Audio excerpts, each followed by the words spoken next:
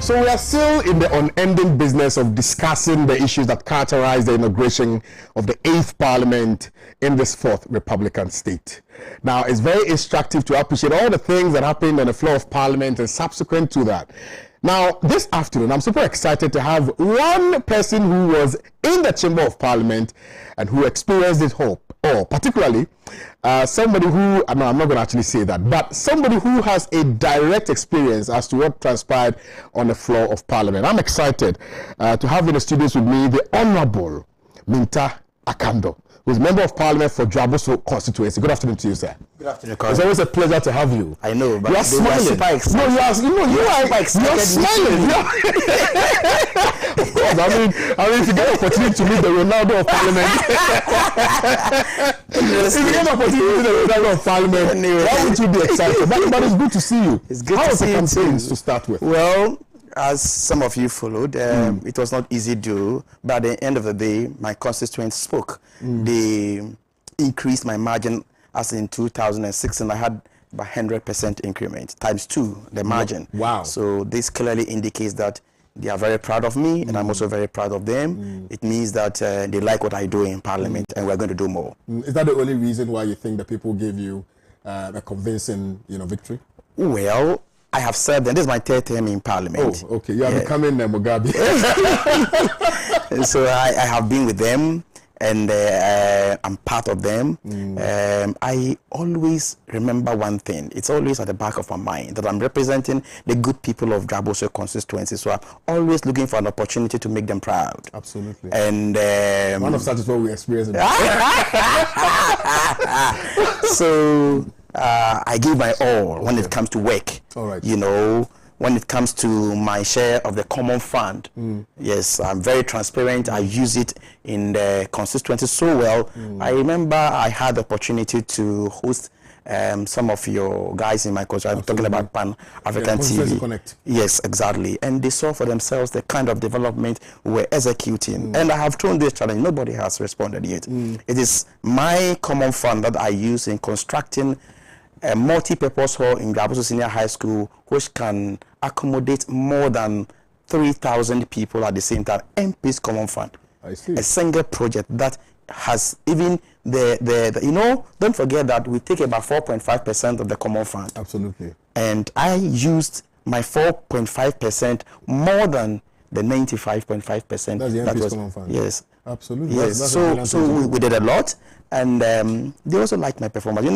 Getting to the end of the last Parliament, I was appointed as the ranking member on health. Absolutely. I gave my all. So I think that my performance hasn't been bad. People are very proud of you. But it begs the question as to whether or not we are not confusing ourselves with the core mandate of members of Parliament. Yeah. What is your core mandate? Because it appears that we're getting to a point where people are only going to vote for you on the basis of what you can bring to the constituency, as opposed to your contribution and for the advancement of our democracy. That's the confusion, and we need to demystify that myth. Kwame, you are right. I mean, you've hit the nail right on the head. And I think that it will take institutions like the NCCE, the media, to be able to educate the people. Sometimes when it's coming from you, the member of Parliament, people think that you are trying to run away from a certain responsibility. But when you go to the grounds, Kwame, read my lips. If you go to the grounds, any constituency, and they go and say, look, vote for me and let me go and make law in Parliament, they won't vote for you. Don't you also think it's as a result of the fact that, governance is about grassroots participation? Of course. And also when people feel comfortable knowing that the people that they are electing into office will somewhat bring to them some level of development. Now, over the years, we've seen that instead of appreciating in respect of developmental project, we are depreciating. So that people feel that, well, this is the only opportunity, the clearest opportunity for us to be able to at least benefit from the spoils of the state.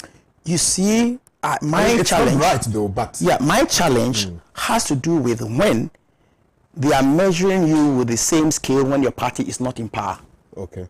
If your party is in power and a member of Parliament and they contested on the ticket of the party, you are a party. You are a stakeholder in that political party. You are more or less the flag bearer in the constituency. Absolutely. So for that one, to some extent, they have a case. But when your party is in opposition, okay, where even once you even say they should come and do something, it is a very thing that they would even not do. You understand? So we must know how do the we difference. balance the equation, because the principle of divisionism in our body polity is very, very, you know, it's about education. For me, it's about education. If the people understand it well, but look, I believe that the member of parliament must be assessed based on the number of questions you file on the floor of the house, based on your contributions on the floor of the house, your performance at the committee level, your contributions in educating the masses as far as what you do on the floor of the house is concerned. And this is one of them. Getting the opportunity to listen to your member of parliament per what happens on the floor of the house, per issues of national interest. You understand? And so if you are accusing your member of parliament based on his or her share of the common fund, I have absolutely no problem with you, because that is what he has control over. And even with that one, don't forget that per the law, if anybody needs assistance or community needs assistance and they write to you, you just minute, you give directions, and it goes through the assembly. The DFO, the district coordinating director, the DCE, it must appear before the DCE not less than 2 times before that direction is honored. Do you understand? So the people must understand this. People think that even if you're a member of parliament, you can just withdraw your money and then decide to use it how, or you can even squander it. You understand? There's no proper education. I see. There's no proper education. And sometimes I remember when I was campaigning, and initially I was trying to educate the people on the main responsibilities of the member of parliament. You know what my opponent went saying? And if I had not strategized very well, it would have gone against me. What they went saying was that, well, if he says he's not going to do development, vote for us. As for us, when we go, we bring development. Yeah, before they realize it's not true, yeah, then it's too late. It's too late. The parliament. But you know, the issue of moneyism in our current political dispensation is one that we cannot gloss over. Indeed, if you look at this recent past elections, money was at the center stage of all the campaigns that were organized by both leading political parties in this country, your party and the MPP, but quite significantly is the MPP. They spent a lot of money, and in fact, within some constituencies, they spent a lot of money, Kwame, you know, to be able to wrestle the seat from the NDC members of parliament. Now, I mean, I can cite a few examples. I'm sure your constituency is one of them. You can cite Sagnarigo constituency, where Honorable A.B.F. Hussein is also a member of parliament. You can cite Nalerigo Gambaga constituency. You can cite a number of them. In fact, even Nabdam constituency, you know, and Savelugu and all of those other places, Zabzugu, you know, Bongo, all of those other constituencies. People spent a lot of money to wrestle the seat from the NDC. Now, I mean, it's become a bane, really. And in the estimation of many well-meaning Ghanaians, it appears that this is what is contributing significantly to our inability to fight corruption. So how do we marry the two? How do we move from there, sir? Kwame, if you say the NPP used money in this election, it's an understatement. I started politics as far as I was 19 years old. I'm not too old though, but I've seen a number of elections in this country. I've never seen an election like the 2020 elections before. This is my 3rd contest, and I'm telling you, I've never seen that before. My seat was one of the most targeted constituencies as far as the MPP was concerned, especially in the Western North region. I don't know what I did to them, but hey, that's what they did. They really spent money. And the people of my constituency are looking at us. And it was not something that they did it in darkness or... No. Flagrant. Everybody saw it. Daytime, you see them loading, a number of refrigerators, flat screens, sewing machines, hair dryers, a lot. And even the day of voting, people were dashing money. The day of voting, we saw all these things. We saw in my constituency at the point in time, even during the night, they were purporting to be constructing roads. And I'm telling you, and so for me, how do we deal with that issue? We have identified the problem. We know that it's very inimical to the country's growth. How do we address this issue? Because it's gradually, well, am I saying gradually? I think it's now formed part of the fabric of our politics. And if care is not taken, we may not be able to get the proper representation in Parliament. It will be left for people who have money, so people can engage themselves in all manner of things just to make money and then go and go to Parliament to represent the people. It may not necessarily be people who are well versed in the area of politics, for instance, and governance to be able to contribute to the growth of this nation. It will be limited to just people who have money. If you don't have money, if you have money and even you are a lunatic, you can be elected to go to Parliament.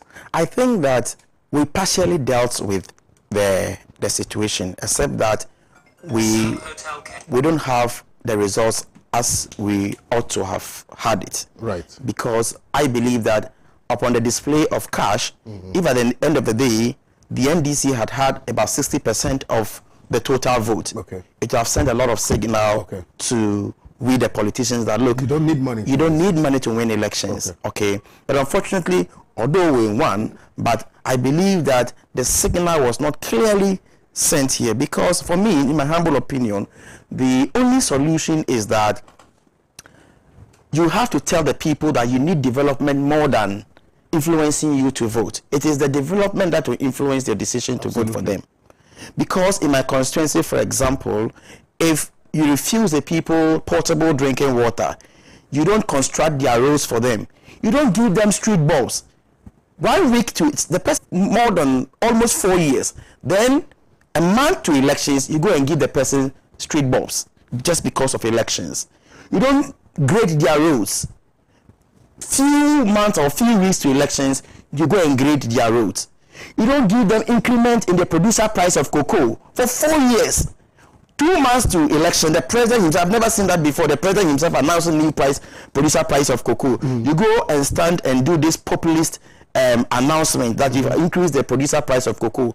You see, in all these, if the people vote against you, then it sends signals to all of us that, look, you cannot take the people for granted. If you have something doing, you better start early. You understand? So that based on your performance, the people will vote for you. So I believe that as for in my campaign in my constituency was that, look, anytime they bring the goodies, take the goodies, but vote against them. Yes. So people were taking it, but at the end of the day, they increased my margin for me. Yes, because I didn't wait until the last minute before I started serving my people. I've always been available for them. I've never stayed in Accra for more than 1 month before that. I have not traveled outside the country. Right. No, more than a month. And ask the people who travel to my constituency. Ask them. They were willing. They were saying, hey, Honorable, yes, I say, I do almost every week. Almost every week. I think they told me about the journey. That is really, really far. Yes. But you were able to crisscross. Yes, all the time. You see, you have to manage your time very well as a member of parliament. Get time for the media as and when they need you. Get time for the work on the floor of the house and at the committee level. Get time for your constituents. Get time for your constituents as and when they need you. Okay? You don't have to allow any of these balances to tilt. You understand? You should be able to balance, all these things at the same time. Right. So that wherever they want you, if they want to see their member of parliament on the floor of the house, he's there, doing them proud. You understand? If they want to see their member of parliament in the constituency, he's there with them. You understand? So I believe that these are the things that members of parliament will need to balance to be able to carry the constituents along. Very well. Now let's move on to discuss this very important issue about the inauguration of the 8th Parliament of the 4th Republic. And we know that you were racing against time. I think you needed to spend about 1 to 2 or 3 hours maximum to be able to inaugurate the 8th Parliament, or perhaps even go through the voting process and then subsequently swear in the members of Parliament elect. Now, were you, as the NDC, being unruly? As the NDC parliamentary group in the 8th Parliament, as at that time, we were seeking to protect the democracy of this country. We were seeking to protect the Constitution of the Republic of Ghana. We were seeking to respect and implement the standing orders of our parliament. How so? And I'll take my time and explain to you what really happened. Right. Because a lot of people didn't understand, because those who were doing the commentaries didn't have access to the chamber. And so it was purely speculation. There was nothing that we did on the floor of the House on our side that was illegal and that was against the law. We made sure we were always on the side of the law. What happened was that we passed the dissolution bill, and so if you realize, by 11 o'clock, those of us who were in the chamber were all members of the 8th Parliament. No member of the 7th Parliament was there because we had already passed. The presumption is that you've passed. We've passed that. Okay. So, as you know, the strength now, right. The NDC, we have 137, and the NPP has 137 and one independent candidate. So there's no majority, there's no minority. Okay. So we entered the chamber and we sat on the right-hand side of Mr. Speaker. Absolutely. And so when they also came subsequently, they also went to the left-hand side of Mr. Speaker, and then we started the proceedings. Per our standing orders, every new parliament, the first sitting should be chaired by the clerk of parliament. And then the clerk of parliament has only one agenda to perform. Okay. To see to it that a speaker of the house is elected, finito. And that's nothing in the standing more. orders. That is the standing orders. Okay. Nothing more, nothing less. Right. So as the clerk conveyed the meeting, he communicated to us the clear agenda. So Honorable Haruna Idusu proposed Honorable Babin, Right Honorable Babin, as the speaker. Okay. The follow-up thing was for somebody to second. Okay. All of a sudden, Afayoma case came to draw the attention of Mr. Clerk that he knows that Mr. Clerk has received a communication that is seeking to inject one of our members. It was choreographed. Because on the floor of the House, if Mr. Speaker receives communication, nobody draws Mr. Speaker's attention to read the communication. If there was any communication at all, Mr. Speaker would have read the communication before even telling us the agenda of the day. Do you understand? So we were not small boys then, and we will not be small boys. You understand? And so we saw through the scheme, but it was choreographed. Then there came Mr. Clark, hey, I have received a communication and blah, blah, blah, blah. At the end of the day, I'm going to refuse to recognize the honorable member. That was a joke, right? Because you see, the game plan was simple. We have 137. Let's inject and prevent one of your people from voting. It reduces your strength to 136. My last one will see through this. You understand? And so the law says that if you injure somebody, you must serve the person in person. Okay. The honorable member has registered. He was ready to be sworn in. Nobody has served him. And all of a sudden, you say you've been injured, so I won't allow you to. So the legal arguments were made, and finally, the ruling was that the honorable member will be allowed to vote, but if there is any consequences, he will bear the consequences alone. And that was after a long tussle. Several arguments that were made. So, I mean, of course, the preliminary injunction was raised by Afenyomak, the Honorable, and subsequently supported by the Honorable Chairman Sabo. Exactly. And then they moved from there. And I had very varied arguments. Exactly. So that was what we were seeking to do. We were seeking to prevent the disenfranchisement, to disenfranchise a member who must be duly sworn in. That's what it is. So I'm telling you, whatever we did, we were on the side of the law. So we made all the legal arguments as at the time, and then a ruling was made. We had to proceed. Then Honorable Chairman Sabus also proposed Honorable Right Honorable Makiokwe, okay, as the speaker. So we had to vote. Our standing orders and the Constitution of the Republic of Ghana, they are clear on the proceedings in the beginning of any fresh parliament. When it comes to the election of a speaker, when they propose more than one person, it's clear. When they propose more than one person, we must go through an election, and that election must be through secret ballot. Article 106(4) of the 1992 Constitution is there. If you read our standing orders, Order 8, Order 9 is there. It's clear. So when we got to the elections, it's secret ballot. We realized that the NPP group, whenever they go into the cubicle after voting, they'll be displaying or they'll be showing their ballot papers to their colleagues. Okay. That is against the law. That is against the Constitution of Ghana. But that is against the estimation was the reason for that. Because we have all come to understand this. They knew that some of their members were going to vote for us. So that was seeking to prevent them from voting according to your conscience. And then you went haywire. Well, I don't know what you describe haywire, but what we're doing at the time was that we must respect the law. And so we told Mr. Clerk that not until the law or the right thing is done, we're not going to relent on ours. Don't forget, I will not sit down for you to use the wrong procedure to elect the wrong person and you come and tell me to go to court. I won't go to court. If I have the opportunity to insist that the right thing is done, I will insist that the right thing is done. If we had not insisted, we would have produced the wrong person to be the speaker. But you could have insisted without being chaotic. How would we have done that? You could have ensured that the right thing. How? When you have told Mr. Clerk and the thing is still proceeding. So clearly the clerk was not in control. Well, because you saw everything yourself. The clerk was supposed to be the referee of the proceedings. You saw everything yourself. And I've heard people say that, oh, Honorable Muntaka went and snatched ballot box. I said those people were not watching. If you snatch ballot box or ballot papers and you run away with it and nobody knows what you are going to do with it, that's criminal. But when the person who has shown his ballot paper to the public is coming to drop that ballot paper into the ballot box, and I lift the ballot box in the full glare of everybody, and I go and give it to Mr. Clerk, what wrong have I committed? He didn't run away with the ballot box.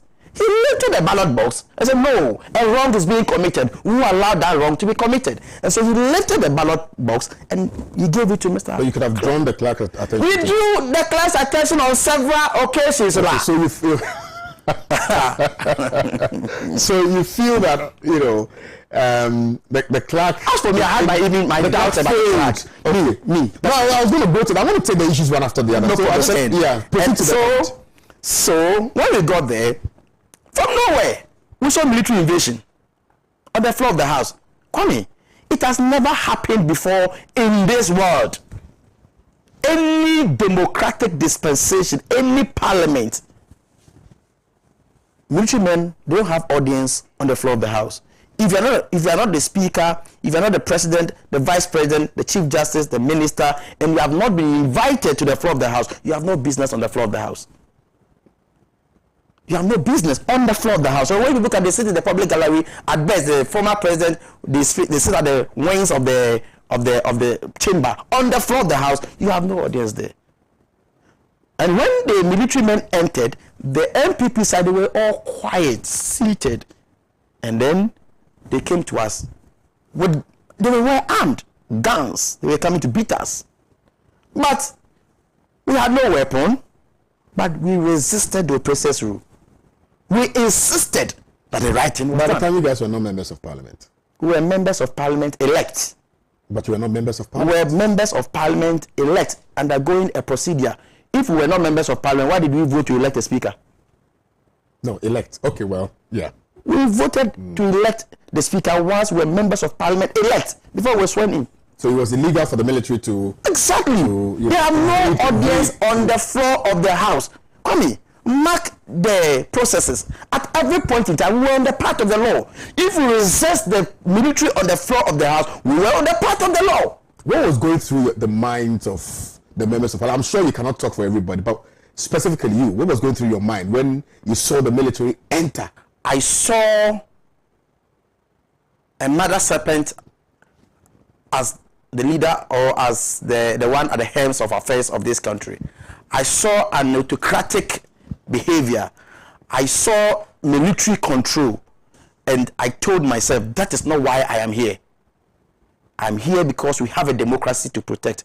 And therefore, we have to do what it takes for us to protect the sanctity of the parliament. You understand? So I mean, why would you say that? I think that's too strong. It was. But why did you say coup d'etat? Oh, but military men on the floor of the house, what were they coming to do? If they were, you see, do you know what happened was dangerous? At the time, we had no president. Oh, yeah, I know. As at the time, we had no president in this country. So if they take over parliament, they go to 1 or 2, 3 places, they switch off the NCA, and then they take. That's it. That's it. Have you realized that? Have you reflected on that? No, I haven't. Actually, I've reflected on that. I actually wrote an article on that. It was dangerous. Page, yeah. It was very, very dangerous. And so we had to protect do something. This country. But that has been condemned by many, including including the Christian Council. This morning on the morning show, we had the chance to discuss the description, by the Christian Council in respect of the actions of the members of Parliament on the floor, as they describe it as what? As what's the word they use? Christian Council is talking. I've forgotten, but they described it in a very negative way. Did you say Christian Council? Christian Council. Oh, okay. Yeah. Christian Council. Have Peace Council also They said it's spoken? unacceptable. Peace Council too, they have spoken. Have they spoken? I've not heard from them. Okay. We thank God they are speaking now. But I will continue to tell you, whatever we did, the NDC parliamentary group, we're on the side of the law. If I'm insisting that military must go away from the floor of the house, I am on the side of the law because that is forbidden. That is an abomination. You see, and everything that happened on that day was clear exhibition of the behavior of the NPP during the 2020 general election. How to disenfranchise people, how to snatch ballot boxes. So we also did snatch ballot boxes. I was going to go to Sevilla, so I mean, after we're done with the so let me proceed from there. Yeah. Then, after the military, we resisted the oppressor's rule, and the military went away. I must admit that I loved that sense of patriotism that was displayed on the floor of Parliament. And anybody can take me on, but the truth is that I felt the songs that you sang on the floor of Parliament. It was quite emotional. Very emotional. And at that point in time, I, for one, I forgot I had children. I forgot I had even a family. All I knew was that I'm here for Ghana, and I don't care what happens to me. You understand? And so we did that. Then the leadership had to go into conclave, and they came back, and we all agreed that we had to do the secret ballots. So, and subsequently, Barbie won. Exactly. And then the color stunt. Oh, Massa, if they do the thing for your constituency, Parliament, they can't do this one too for them. How? How? Well, what to do? This is the thing the man do, no fine cry. What to do? How can you do this? I'm a member of Parliament. Then, when the man realized that Okwe's own was counted and he had 136, he knew then that the man had lost.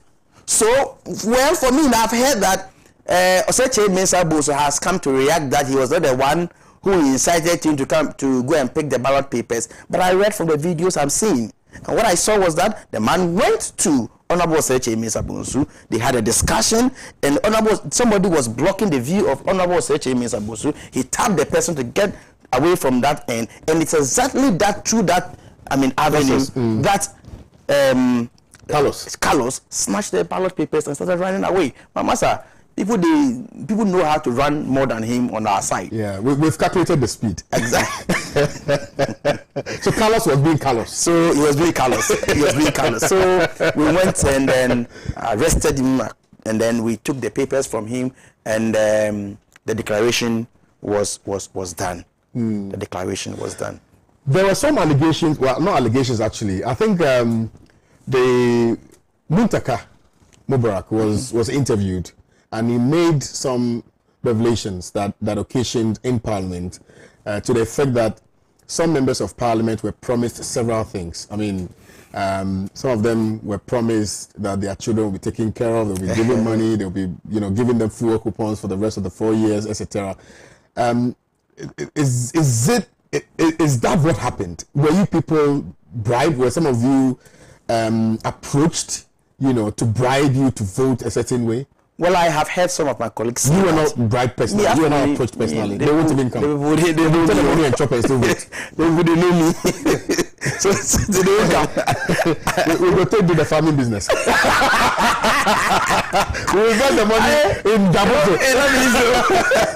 So for me, nobody approached me. I don't think that there's anything wrong when there's going to be an election and you are seeking to convince somebody to vote for you. But when it goes to the point that you are going to bribe the person, that is the illegal aspect of it. I've heard some of my colleagues say that even Supreme Court judges calling them to tell them to vote in a particular manner. So I asked myself, hey, if such a person is sitting on a Supreme Court case, a petition, an election petition, it's clear where the person is going to rule.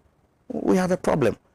But for me, I must be honest with you, nobody approached me to give me in, but we did a lot of work. As for work, we did a lot of work. The clerk, the court martial, the marshals, yeah, the marshals, in Parliament, their conduct. We've seen videos of someone trying to stuff the ballot box. Later, it turns out that, per what the video that we saw, per the interrogations that we were involved in, they claim that the gentleman was a marshal, and I was taken aback. I was sad that you have people who are supposed to do the right things support the wrong.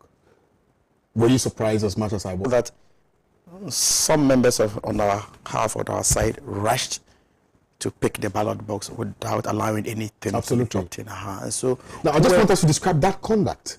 For somebody to be emboldened to the point where they feel so comfortable flouting flagrantly the law. But the member of parliament who makes the law himself flouted the law. So this one is just... He's the member of parliament. The one who has been voted for, the one who represents a section of the people in this country, had a gust. I don't know whether he thought about his family. He has tainted the whole family till that kingdom come. He had a gust. And if his people knew he was that thief, I don't think they would have voted for him. This is a criminal, for Christ's sake. If you snatch ballot papers, they cannot describe you in any other terms than a criminal. But he did that. You understand? I'm not saying that what the marshal did was the right thing. Now that Parliament is in full operation, what do you think can be done to the said member of Parliament? I believe that the whole process, the invasion of the military, the snatching of the ballot papers, we must investigate. And so, Mr. Speaker, we'll start the sitting on Friday, and I believe that we'll take it from there. I believe that we'll have to do something about it. Okay. Let me take you back a little bit, and of course we will end with the Speaker himself, and what he stands for, and whether or not you think he's going to bring some level of decency. Because I think that the issue really has been that Right Honourable Professor Kwame was a little too partisan. I think I've heard a lot of the NDC guys speak to that effect. We have not been able to independently substantiate that, but this is a mere allegation that has been leveled against the former Speaker of Parliament. Maybe let's start on that, and then we'll end with Sefiri, so the issue currently in Sefiri, so and what really transpired there, because I think you have a lot of interest in that particular constituency. So the person, Alban Babin, the person. For the most part, I think that you came to meet him in Parliament, obviously. But if you look at the man, what he has done in his career, what he has done in his political life, granted that he has achieved so many feats, but being that person who is occupying the third presidency, if you will, he's the third president of this country, will he be able to dispense or discharge his obligation in a manner that will continue to bolster some level of confidence in the institution called Parliament, owing primarily or flowing from the level of accusations or allegations, if you will, that has been leveled against that institution as being an offspring or an offshoot of the executive? I have no doubt whatsoever in my mind that the Right Honourable Speaker, Alban Babin, is going to perform creditably. We've worked with him. I was in Parliament with him in the 6th and the 7th Parliament. He is somebody who believes in the rule of law. He believes in rules. You remember he was the 2nd Deputy Speaker. Yeah. So this is not his first time of presiding over Parliament. We know how he does his things. And he believes so much in law, in the rule of law, rules. When the Right Honourable Alban Babin is sitting and you're not on top of your standing orders, you can't debate. That's who he is. So I believe that he will do very, very well. And you see, sometimes too, it also depends on the leadership of both sides. Okay, I had the opportunity to express my opinion on Honourable Osei Mensah Bonsu. And I indicated that if the MPP will listen to me, if the president will listen to me, for now we are challenging the the results of the elections in the Supreme Court. Not until then he's been sworn in, isn't it? Absolutely. Now, if they will listen and they will not take it as an NDC person talking, at this point in time in Parliament, we don't need Oseche Mensah Bonsu as their leader. I'm not saying he's incompetent or he doesn't deserve it. He's a very intelligent man. He's been in Parliament for a very long time. But at this point, it should be more of consensus building. He's not that person. I've worked with him for 8 years.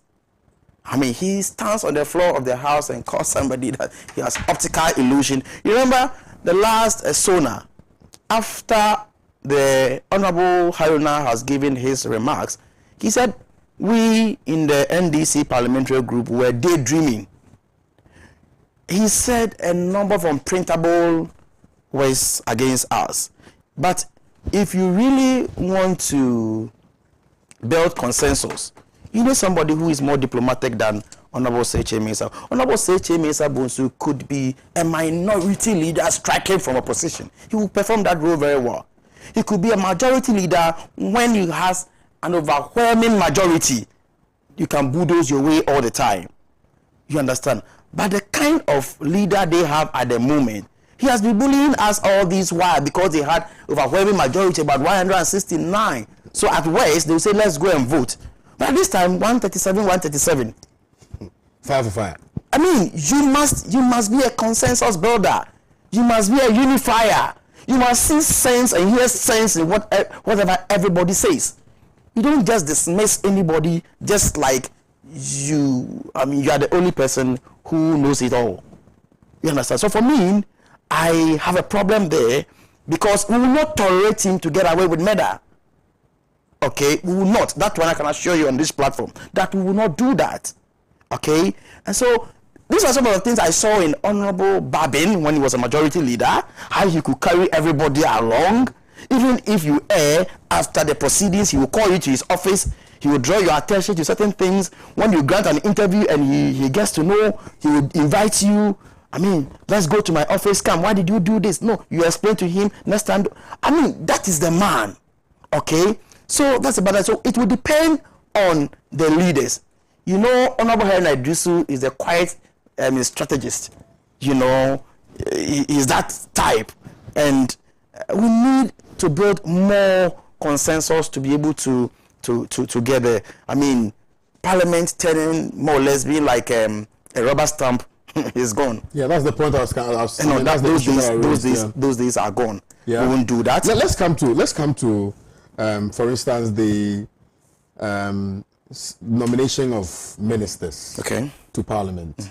Oftentimes, and that has always been the narrative, that oftentimes it's been the same approach, the same rhetoric of always rubber stamping people. And sometimes you hear very funny questions. Oh, I know this man, I used to eat kenke and fufu with him. You know, your CV is this. And I've worked with him and he's good, and it's, you know, so sometimes people feel like you don't ask the right questions. You don't glean from the nominees the kind of answers in order for us to properly subject them to intellectual analysis, if you will. I mean, you know. So how differently are you going to operate this time? You know, those days, whether you like it or not, even when the committee has taken a decision that a certain nominee must not go through, the president insisted, and they used a three-line whip. If you remember, the then Bunga region, the regional minister. Yeah. Yes. But they insisted, and then they had their way. So no matter what you do, it will be reduced to votes. You understand, on the floor of the House. But Kwame, I can assure you, you are going to see something different in this vetting. We are not going to, prevent any genuine person from becoming a minister. I'm actually going to go there. But if anybody is appearing before the appointment committee, I think that the person must prepare. Really? Yes, the person must prepare. And the financial committee, I think you're going to scrutinize all the budgets for... Yeah, we're going to do it. You know, the state institutions and our state house. You're going to do it. You're going to do it. So the EC chair will come before you. Why not? You have to appear before us. IGP will come before you. Why not? They will bring their cars and their guns to come and appear. They will come and meet us in Parliament. Absolutely. It's going to be a very exciting thing. This is not ironical that when the EC needs us, they come, they drive in, we receive them, we sit them down in our air-conditioned offices, we listen to them. And if there's anything to do for them, we gladly do. But when we want to send a petition, we are met with brute force. That's it. Secretary also, what happened? Yeah, Secretary also, it's in my region, Western North. What really happened was that after the voting, and there was supposed to be coalition, and I was part of the members of parliament who sat on CI 127. I was part of the subsidiary legislation, and it's clear that after the elections and all the votes arrived at the coalition center, party agents will be there. You go through, they will pick the pink sheet one after the other. They will read what's on the pink sheet, and everybody will then verify whether or not we are all on the same page. Okay. Then they will start a coalition. After coalition, if you have a problem, you request for re-coalition. Is part of the law. You understand? In Savio also, what happened was that one of the polling stations, and it's at Secretary Asamiso, they claim there was an issue about that polling station. All of a sudden, there were some pickups that were deployed to come and pick that particular ballot box to the coalition center. And when they got to the coalition center, at the foreglare of the military and the police, somebody was able to snatch that ballot box and run with it. You understand? And so we insisted that they bring that ballot box before the coalition will be done. You understand? You cannot collate the results of that particular constituency without that ballot box. And so they didn't do any collation. All we realized was that the Electoral Commission there had declared the MPP candidate as the winner of that particular elections. So we are challenging that? We are challenging that particular election in court. Okay. Yeah. All right. Fantastic. We're just about wrapping up. Let me read a few messages. I want to find out if people are asking you questions so that I will be able to direct. But how did they? Okay, well, this one says, "I'm Mohammed. I'm watching from Dubai. Please, I want to ask you a question." The guy is saying that why are we not telling ourselves the truth? I said Ronaldo is not the president. Mahama, you are the president of Ghana. God bless you. Harry Drusu and Honorable. And okay, so well, you say Mahama, you're watching us from Dubai. Thank you very much for watching us from Dubai. Mahmoud from Adan Kwame Kumasi, please ask Honorable Akando for me what was going through his mind when Eslo. We are going to go there. Why are you taking the wind out of my show, my brother? Good afternoon to you. I'm Obed, watching you live from Seshi Asempanaye, the Aboso district. Please, I'm watching from the path Mr. Akando is coming from. The path you are coming from. I can confidently say NDC party is a true definition of hypocrisy. What is the difference between Muntaka taking away and kicking ballot boxes like they were on a football pitch and someone running away with ballot papers? Ask Mr. Akando to explain that. So you write that down.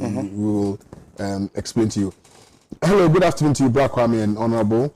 In fact, the NDC MPs were brave and did well to protect the constitution of the nation. I am from Shemiha. That's in your constituency. Yes, because it's Shemiha. Charlie, today, wow. I see. I love that. Okay. Good afternoon, Kwame. You guys are doing a great job. Honorable Muntakando is telling the truth. God bless him. And Honorable Muntaka, God bless Ghana. I am Kobe Ebenezer from Ejiso Fumesua. As of Fumesua, I know that because I lived there when I was in KNUST. Did Honorable Samson Ahi win?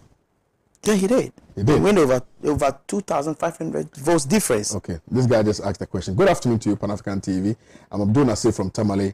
You are everything. Your everything is. That's how I put it. Your everything is on point. Thank you for saying our everything is on point. Joshua from Tamale says, good afternoon, sir. Please ask Honorable if Honorable Kennedy was pushed by the military at the gate of Parliament and was the Speaker selected or elected. Very good question. Because the argument has been advanced that the MPP is saying, well, because of your unruly nature, they needed to just succumb to your demands. And so the Speaker was not really elected, the Speaker was selected. You see, Kwame, before you even proceed, if you are a leader and everybody knows the truth and you go contrary to the truth, you just you cast a slur on your integrity. Everybody watched us on the floor of the house. Did we go there to dance? No. Didn't you see us voting? Kwame, didn't you see? We saw it. So if we didn't vote, what was Carlos doing? I mean, maybe it's as simple as that. He was taking away the selection papers. Ghana's democracy is under serious threat. The MPP should remember democracy is no more about government of the people, friends and cronies, but the government of the citizens, and we shall resist any attempt to prevent us from okay. Please, Kwame, tell my MP that I'm really inspired by his submission. Kudos, Honorable, by your Constituency Director of Election. Oh, Charlie, that man is something else. Dude, I salute him. Less than 2 hours after election, he had all his results and things ready. Thank you. Kwame, please, I want to know the majority in Parliament now. Isaac Edu from yes, that's true. It's true. It's true. Wow. People took flat screens, refrigerators, but they still did the right thing. Okay. Is Ghana having Christian Council? If NDC, if it is about NDC, they talk. But if it's about NDC, then they go back to sleep. Sebastian sent in this one. This one also says, what is it? Tomla. What is it? Tomla Mankraso. Nanado. You see, I think that with this Nanado collaborator with EC thing, we should be very careful because the matter is in court now. All right. So this one also says, Oseche Mensah Bonsu, the minority leader, Honorable Oseche Mensah Bonsu, is said to have been distraught by the recent revelation in the media of his days in secondary school, where he was allegedly suspended for Massa.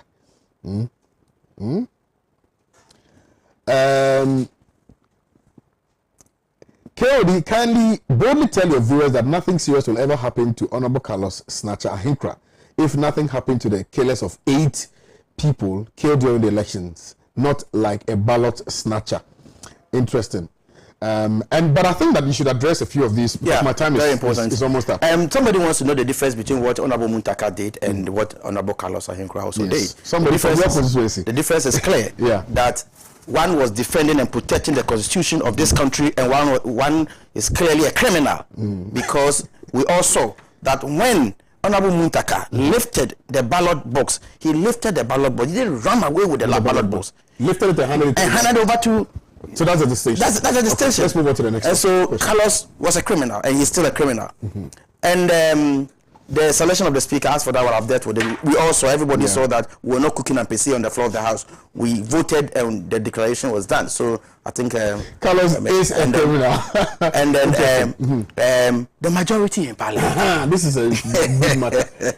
Now, we don't have majority as it stands. We have majority when we are able to take Serioso and Techiman South. Exactly. And let me tell you this, it's not ironical. When you see in law, we have only one high court in this country. Absolutely. You understand? The other high court, you go to Injant, Techiman South MP elect. They say no.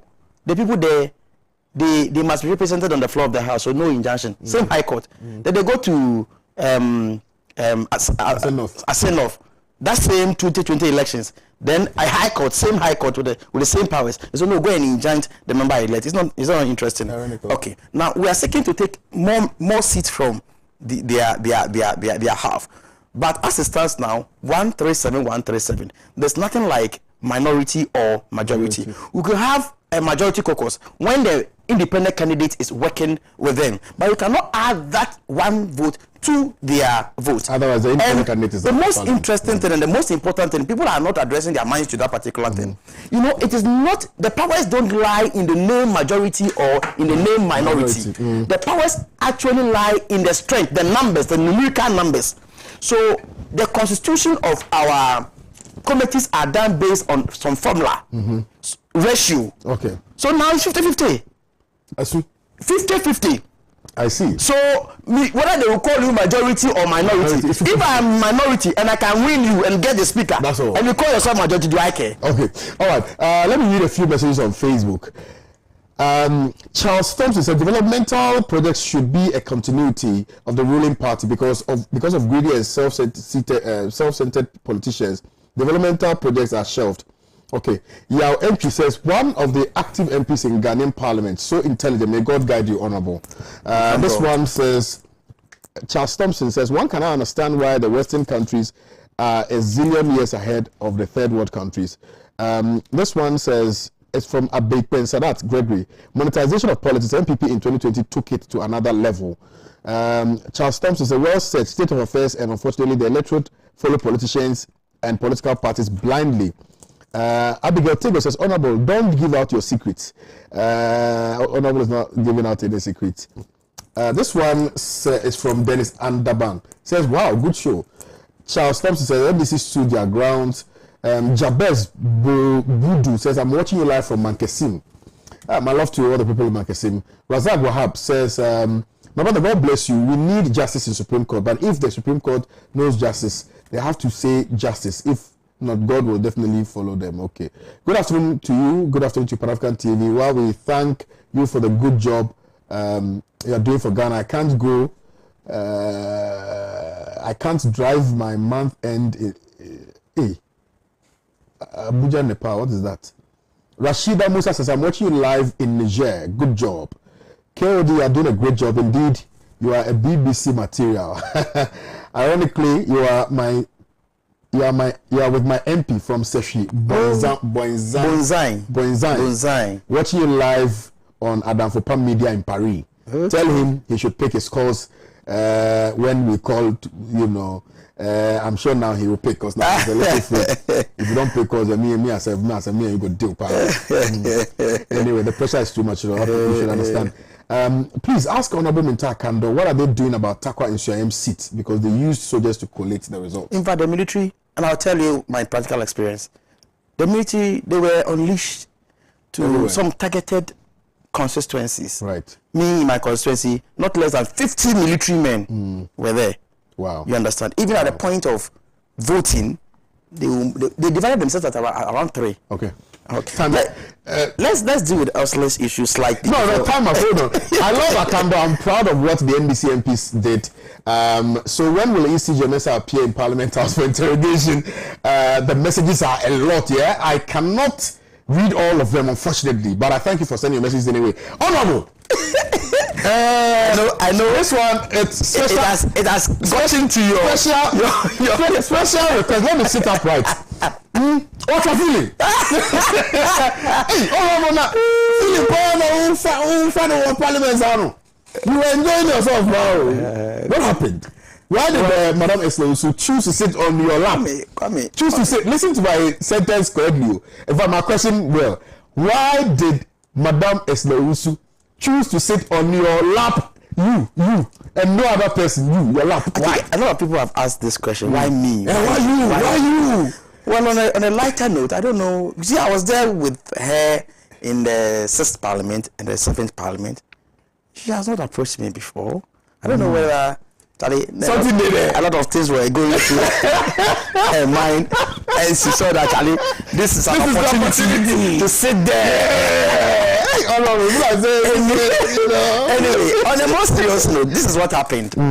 And I can tell you, Kwame, you are a man yourself. Yeah. When you are at the battlefield, you forget everything. So, like, if you know the battlefield, you wouldn't have forgotten. And for me, frankly speaking, I felt like a wood on my last, because at that point, my mind was to get Right Honorable Aban Babin elected as the Speaker of Ghana's Parliament. Simplicity.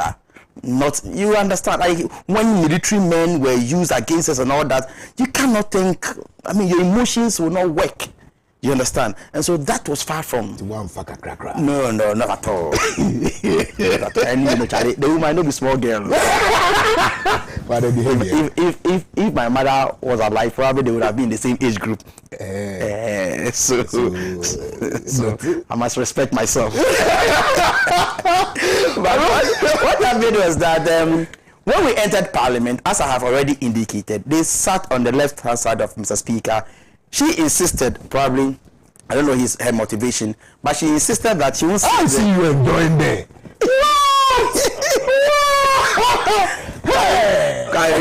You don't have time. Let me. My time. You don't have time. But this you allow me to explain. You know, if I had not stayed put like this and I had used some force, the story would have been different by now. You understand? Yeah. Everybody would have been accusing me of